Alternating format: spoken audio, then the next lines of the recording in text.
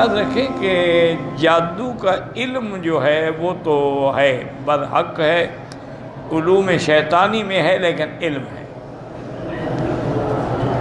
اور جادو کا اثر بھی ہوتا، لیکن جادو سے کسی کی جنس بدل دی جائے، یعنی انسان کو نعوذ باللہ گدھا بنا دے، یہ نہیں ہو سکتا۔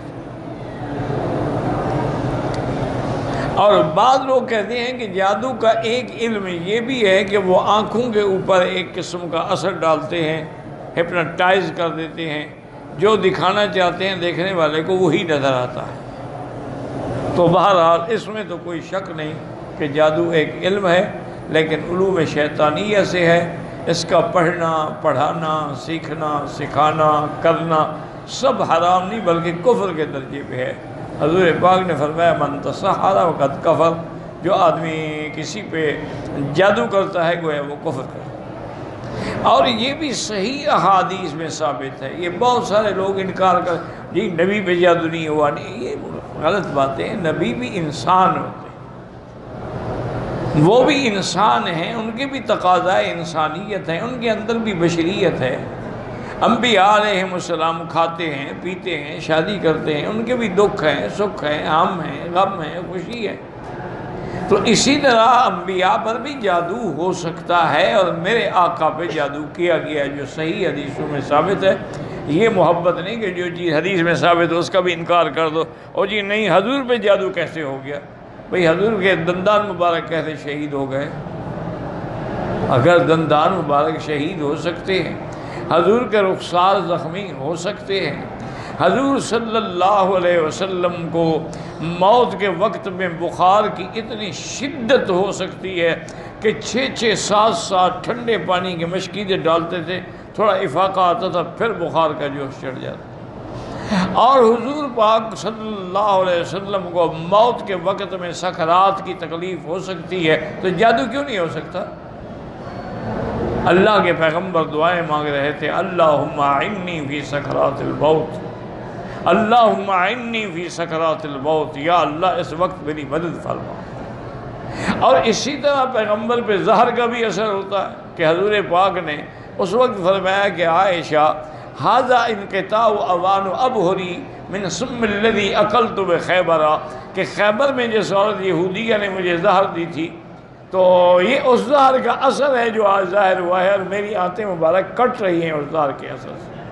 تو زہر کا اثر بھی آپ پہ ہو سکتا ہے۔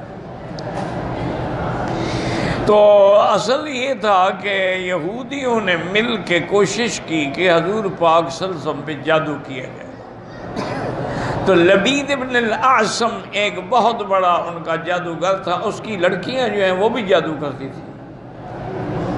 تو پہلے تو لڑکیوں نے کوشش کی جادو کرنے کی، لیکن وہ کامیاب نہ ہوئی۔ پھر یہودیوں نے لبید ابن الاعصم سے کہا کہ ہم تمہیں اتنا پیسہ دیں گے، اتنی دولت دیں گے، تو خود جادو کرو۔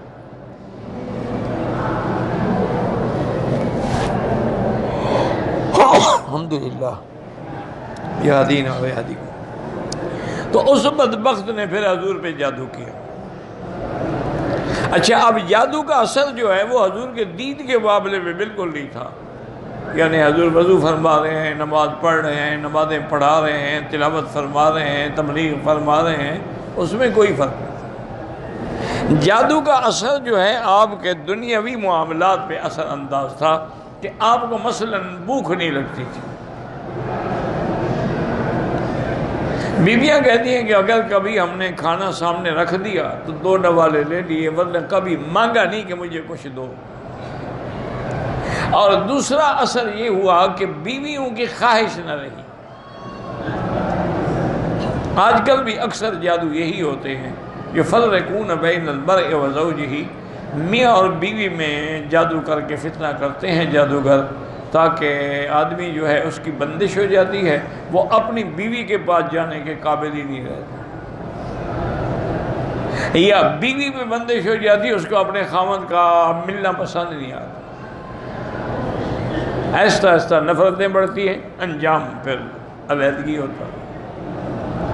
تو حضور پاک میں یہ اثر ہوا تھا کہ آپ کو اپنی خواہشات جو تھیں نا ازواج مطہرات کی، وہ ختم ہو گئی۔ کافی عرصے تک جادو کا اثر رہا۔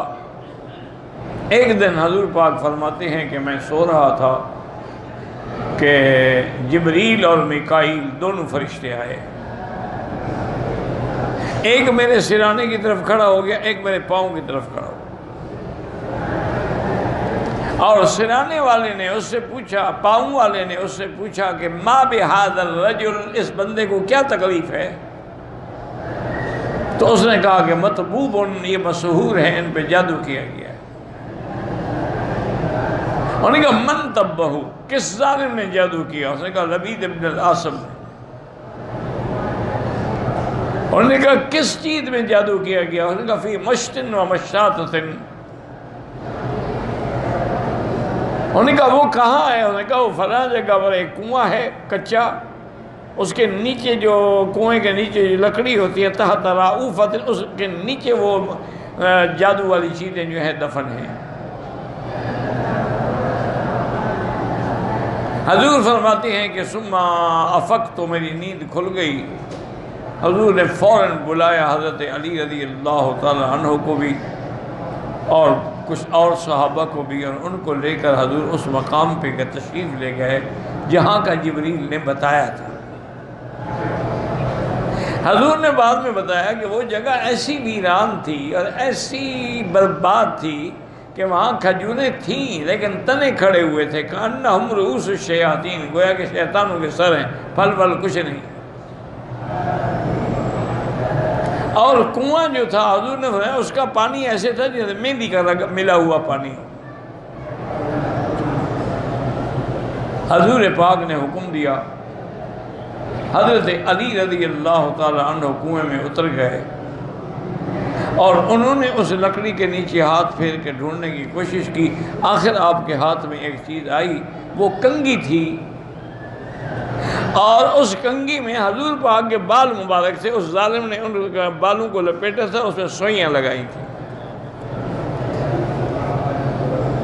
یہ جادوگر جو ہے نا ایسی حرکتیں کرتے ہیں، بندے کے بوتا بنا دیتے ہیں، مجسمہ بنا دیتے ہیں، آٹے کا ایک گڑیا سی بنا دے، اس میں پھر وہ سوئیاں چبھوتے ہیں۔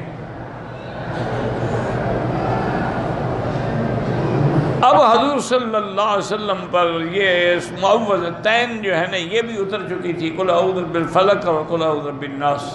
تو حضور یہ پڑھتے جا رہے تھے، یہ 7 آیتیں ہیں، وہ 7 گریں تھیں، ہر گرہ کھلتے گئے۔ تو حضرت علی فرماتے ہیں جیسے جیسے حضور ایک گرہ کھولتے اور سوئی نکالتے، آپ کا چہرہ کھلتا جاتا، حتیٰ کہ وہ ساری سوئیاں نکل گئیں تو حضور کا چہرہ ایسے روشن ہو گیا جیسے 14ویں کا چاند ہو۔ حضور نے وہ لے کے اسی کنویں میں پھینک دی سب کچھ، واپس تشریف لے آئے۔ تو بی بی عائشہ نے عرض کیا کہ حضور آپ لے تو آتے، ہم دیکھتے تو صحیح ان ظالموں نے کیا کیا ہے۔ میں نہیں چاہتا تھا کہ کوئی ایسا فتنے کا ذریعہ بن جائے کہ لوگوں کو میں دکھاؤں اور لوگ جوش میں آ جائیں، تو جن لوگوں نے یہ جادو کیا اس کو قتل کر دیں۔ میں نہیں چاہتا، اللہ نے مجھے شفا دے دی، بات ختم ہو گئی۔ تو جادو ہو جاتا۔ حضرت کعب احبار خود فرماتے تھے، وہ کہتے تھے کہ مجھے اللہ نے یہ جو حضور پاک نے کلمات سکھائے ہیں، اعوذ بکلمات اللہ التامہ من شر شیطان وہامہ، اعوذ بکلمات اللہ التامات من شر ما خلق، اعوذ بکلمات اللہ التامہ من شر کل شیء، یہ سارے کلمہ اگر حضور مجھے یہ نہ سکھاتے نا، یہ تو مجھے گدھا بنا دیتے جادو کر کے یہودی جو میرے دشمن ہیں۔ تو بہرحال حضور نے کلمات ہمیں سکھائے ہیں، اگر یاد ہوں۔ اچھا ایک بات یاد رکھو، چونکہ بعض دعائیں مشکل بھی ہوتی ہیں، اعوذ بکلمات من شر ما خلق وزرع وبرع من شر ما طارق یطرق الا بخیر یا رحمان، اعوذ بکلمات اللہ التامہ من شر شیطانہ ونفسہ۔ تو یہ مشکل بھی ہوں تو آپ ایک بات یاد، بس صرف درود شریف پڑھا کریں، ہر چیز کا علاج درود شریف سے ہو جائے گا انشاءاللہ۔ جتنا ہو سکے چلتے پھرتے اٹھتے بیٹھتے، طواف میں، صفا میں، وضو ہے نہیں ہے، عورت پاک ہے نہ پاک ہے، درود شریف پڑھتے رہو۔